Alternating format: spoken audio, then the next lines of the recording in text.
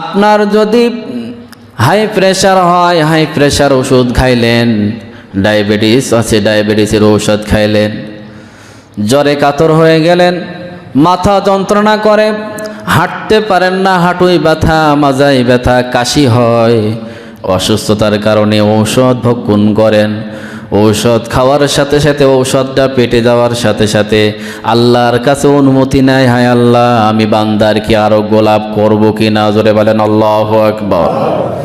আল্লাহ তাআলার অনুমতিতে আপনার যে রোগ, আপনার যে অসুস্থতা আছে, আল্লাহ তার অনুগ্রহ যদি হয়, ওই ঔষধকে ইন্ডিকেট দিয়ে দেয়, ইশারায় দিয়ে দেয়, বান্দাকে তুমি সুস্থ করে দাও, তারপরে ঔষধের কার্যক্রম শুরু হয়ে যায়। জোরে বলেন সুবহানাল্লাহ।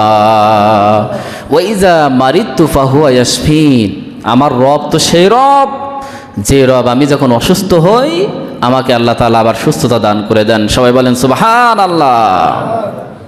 তিনটা সবচেয়ে বড় চাওয়া প্রয়োজন, তার ভিতরে একটা হলো সুস্থতা, 2 নম্বর হলো পরিবারের শান্তি।